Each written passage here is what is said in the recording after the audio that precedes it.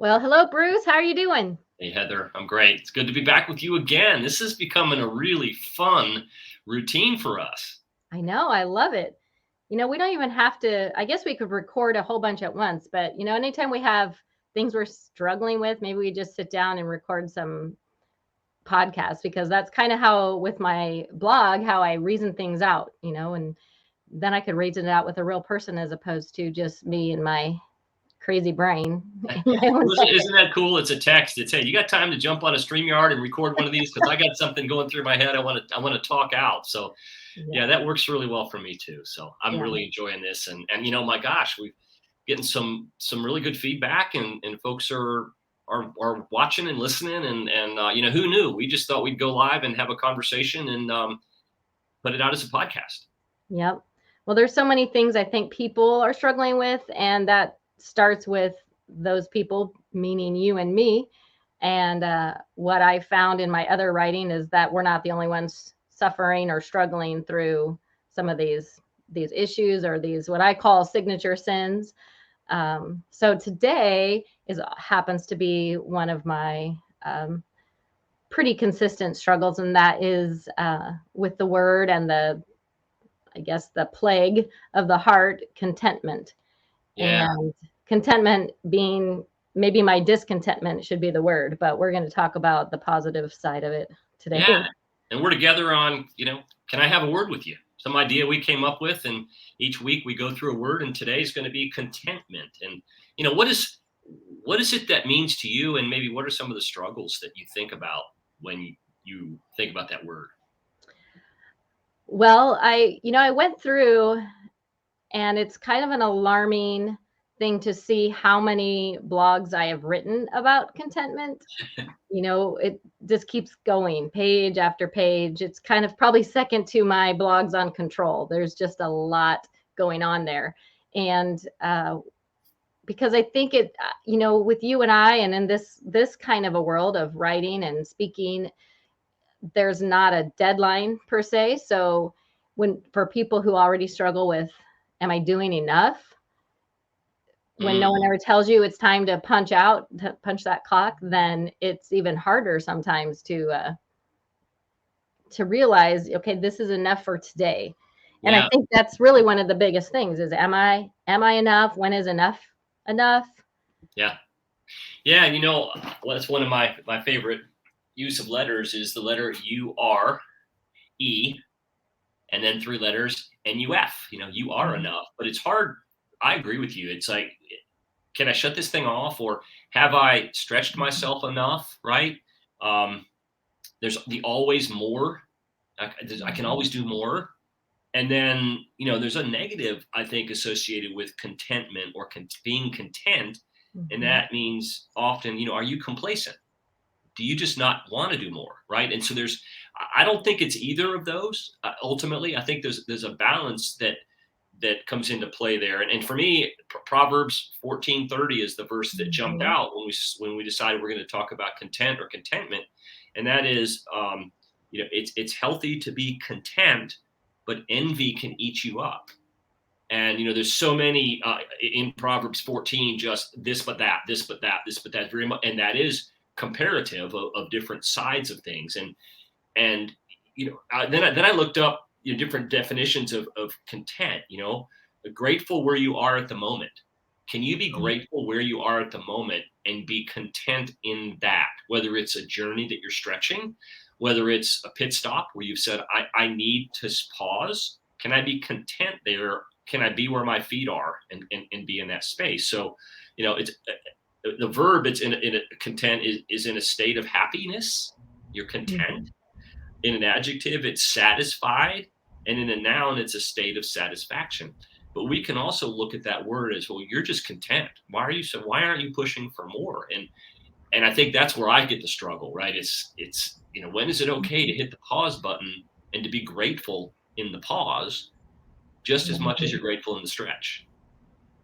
Right. And this word goes back when we've done a few other podcasts, one about strive Hmm. particularly, and figuring out that balance is really it's hard to do because we do want to do our best and not settle but at the same time, we have, for me, I struggle with being, I guess for lack of a better word, is greedy, and be the Mm, opposite of contentment, is yeah, that I yeah, never feel like I have enough. I haven't, um, whatever it is, I've never done enough of it. And that's a form of greed, that we're never okay with where we're at and never content with what God's given us, that we want more, more, more, more, more, more, more. And that's yeah. a dangerous place. Society can put that on us, and we can get that from a lot of other places too. Upbringing, sports Mhm. performance, music performance, whatever thing you're trying to do your best. I did a walk and talk one Saturday a few months ago, and the question I asked was, "Is it okay being okay?" Mhm. Versus, do you always have to be, more, more, more, go, go, go, faster, faster, faster, personal records in running, you know, lower scores in golf, whatever Mhm. that performance thing is. And is it okay being okay? And I'd ask you that. I mean, is that a balance that you can find? I don't know. I think it's something that I am always battling, but I am very, at least I guess awareness is where it all starts, to be mindful of where you're at, and that you're, for me, I think the greed part comes in when I don't trust that God's given me what I need for today, when I want something more. And it's hard to just relax and be okay with okay um, when my heart is feeling that greediness. Yeah. So much of it is about trusting that God's giving you what you need for today, and that tomorrow, you'll be provided for in the way that He sees fit. And that's the other thing, is that I want this, this, this, and this, and I have a list. I want to speak more. I want to, I want more people to buy my book. I want to sell more houses, all these things, but that might not be any part of God's list. And I get hyper focused on those things and think that I don't have enough, and I'm not content with what I do have because I want more of those things. When He might be thinking, I don't want you to have any of that. Right. None of that's good for Yeah. you. None of that is part of my plan for you. I'm not sure where you got this idea, but you're not listening. You're not Yeah. listening to me. Oh, absolutely. And you know, I I wrote this a couple of days ago. We have more than we need, and we need more than we think. We need less than we think. We have Oh, more than we need, and we need less than we think. And one way that has helped me, and I have to be conscious about this, is starting each day with a short list of things I'm grateful for. mhm. Because if I can do that, that focuses me on the side of the gifts I have, the blessings that I have in my life. And yes, we still want to strive, as we talked about a few weeks Mhm. ago. We still want to control things, right? Which we also talked about. But when you're in gratitude, the stretch and the not having more has helped me not worry about that as much, because I do believe we're enough. I do believe we have more than we need, and we need less than we think to be fulfilled and to really contribute. I think sometimes that's it too. Are we contributing enough? Whether it's to family, or whether it's to Mhm. income, whether it's to relationships. And I think that we have to be maybe a little bit easier on ourselves, and land in a contentment world, Mhm. at least a little bit of the time. Yeah. Well, I think so many of us, we're bound as humans, bound by time. So we have these goals, and by the end of the year, we want to look like this, or we want to have accomplished this, or by the end of this week, I want to have done this or that. And God's not bound by that. No. And we know, when it comes down to it, at least I know, when I when it really comes down to it, that the journey is what matters. That I may never ever arrive at anything I want to arrive at, but it's how I get there, or how I'm trying to get there, that matters. And but I still keep putting all my eggs in that basket that's way down the roads, and Yeah. forget that, to be content with where I'm at today. And one of the times that I wish I would have learned it a little better, but work in progress still, is when I got leukemia the day before. I have a blog I wrote called The Day Before Leukemia. And I remember being upset about several things that were not going how I wanted in my life. And now I think, oh my gosh, I wish I could go back to that day and be so grateful that for what I had, and that I didn't have leukemia, which of course I didn't know, but you don't know what's coming tomorrow. So to be discontent today is dangerous, because we don't know what's going to happen tomorrow. We need to learn to be grateful for the simplicity and the things that are happening this day, because tomorrow, I hate, it sounds morbid, but tomorrow could be worse. Tomorrow you could get leukemia. Tomorrow something worse can happen. Today is what we have. If everything's, my friend always says, are you okay, right? Is everything okay right this minute? And I'm like, yeah. She's like, then everything's okay. Yeah, that's, we can get ahead of ourselves, right? And Mm-hmm. right now, there's so many fast moving parts, more moving parts, and all of them seem to be moving faster.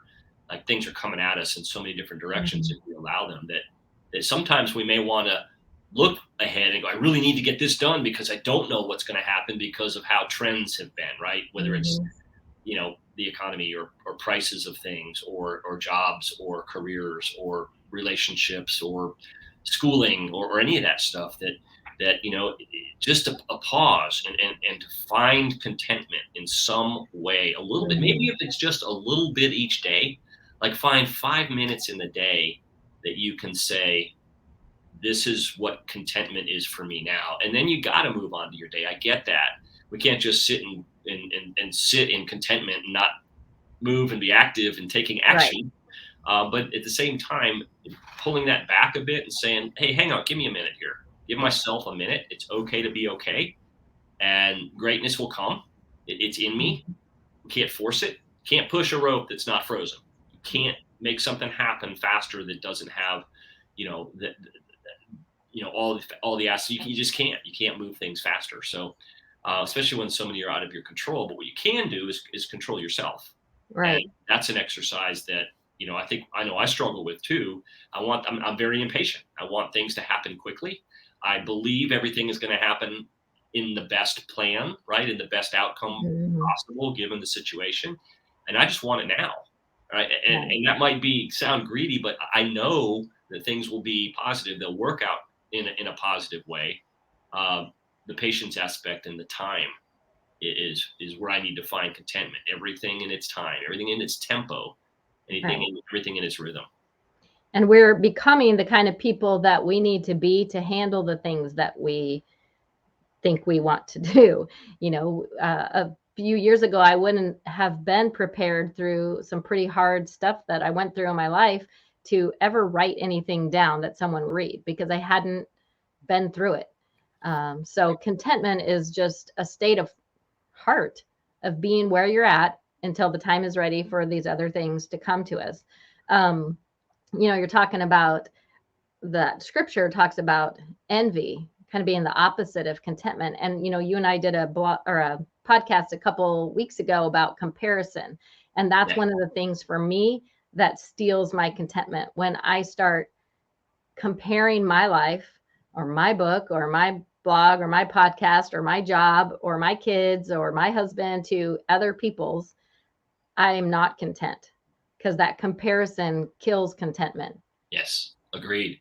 So whenever I have the opportunity, because I obviously we all do it, right? We're all hey, we're in this podcast world. Look at all these others, or hey, we all have Mm-hmm. books, and look, you kind of hear all this stuff, but it's almost so every opportunity I have, and I'll say this to you as my co-host and my friend, keep bringing what you're bringing, because nobody brings it like you do, and that's true across the board. Everyone that has something of value that they're really pouring into others are doing it from their heart center, which is completely unique. Everyone's is different. So, Yeah. I may be saying that out loud to hear myself tell myself, but also back at you on the other side of the screen there. Yeah. The other thing that I have this in my head that some friends of mine always say is to be careful not to should on yourself. Explain that. And Make sure we're you still say it getting really confused out. slowly on this podcast to say, did not shit on yourself. And that just means you don't walk around saying, man, I should have done this today, or I should have done that yesterday, or I shouldn't have done it that way. To just let yourself be human and realize that we can't get every single thing done that we want to in a day, Mhm. and to not end our day shouldn't on ourselves about everything that we should have done Yeah, or shouldn't have done. And that, because those are the other culprits that really kill contentment in us. I love that. Don't should on yourself. Make sure we get that out there clearly. Is that that's what we meant, right? SHOULD. Would have, should have, could have is another writing that I did. Did a little walk and talk on that. Where what does that really mean, and what can we do? So no, I think finding a bit of contentment each day is really important. Whether that's in gratitude, in pause, in silence, in appreciation, in some way to say, wow, yeah, I'm dealing with a lot, but here are three things that I'm blessed for. Here are Right. three things that I'm grateful for. And Absolutely. give yourself a break. We all just need to give ourselves a break. We're trying to do so much and balance so much in this world. Yeah. There's a lot going on, a lot of pain and sorrow and hardship. And sometimes you just need a day to let your soul catch up to your body Oh, and so much. not feel like you just haven't done enough for today. Just relax. So how do we end contentment?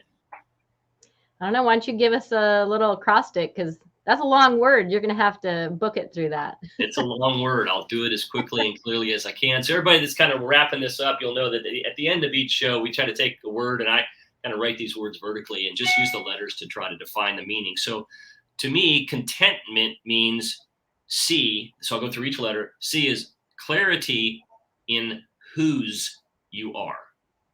I mean, knowing that we are children of God, Mhm. uh, and having clarity in that really helps me with contentment. The O is over being in control of everything.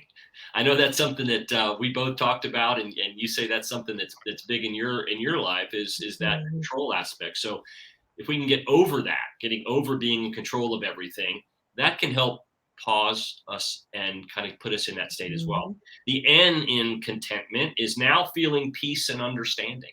Like we may not get to have the explanation of everything, but if we have peace and just a basic, just it's understanding that everything's going to be okay. We don't have to hold on so tightly. We'll be okay. The T is taking life in stride. Mhm. You ever picture a roller rink, roller skating rink with this, the mirror ball going around and the music playing? No one runs into each other. They take the circle in stride. Folks are just moving, and you kind of take things as they come. You maneuver a little bit here, you adjust a little bit there.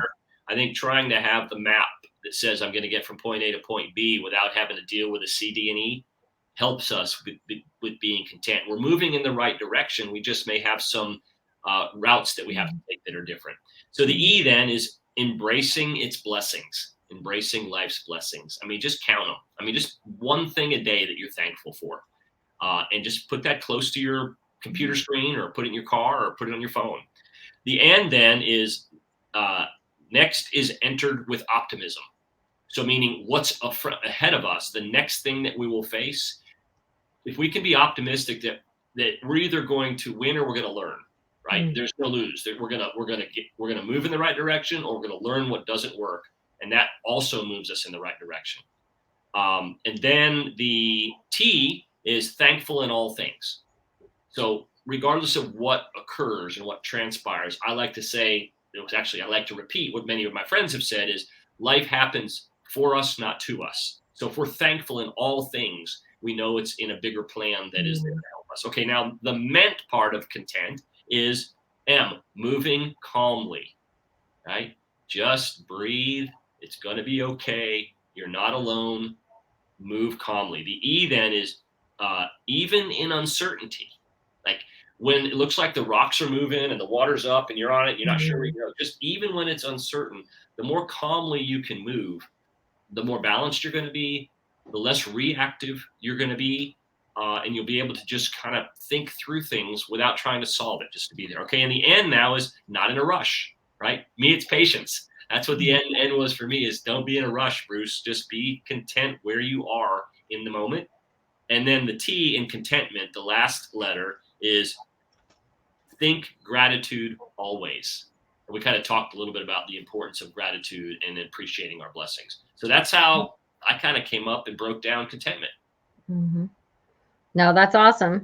And you guys remember to go to Bruce's site and look up all his words, because he has these, I'm from a pastor's family, so we call those acrostics. I don't know what the rest of the world calls them, but like pastors are kind of famous for those. My father-in-law was a pastor for about 50 years, and he had a lot of those. And it's so helpful to remember the main meat of the message if you just use that acrostic. So I think your book is great for people to just find something quick to grab onto and possibly use in their everyday lives. So make sure you guys go check that out on his site, and check out Heather Carter-Wright's if you are interested in reading any more about all the contentment and control and all the things that are in my hot mess of a soul. So all the messy things that we, I'm so grateful that we just kind of have the ability and the comfort to kind of sit down and have a conversation, and maybe it sparks some thinking and some loosening up of maybe some control issues, or some lack of contentment or surrender, or just the words we're going through. So yeah. Heather, as always, it's great to spend, some time with you each week. And these come out every Tuesday morning. We're committed to an unedited, unglitzy, unpolished conversation every Tuesday morning on Spotify, and now we're on Apple. And so those are the two places that we are. And Anchor. Out to others. Yeah. So with that, let's bring this guy in for a landing and try to have a day full of contentment. All right. Thanks, Bruce. We'll talk to you next time. Take care. See you, everybody. Bye-bye.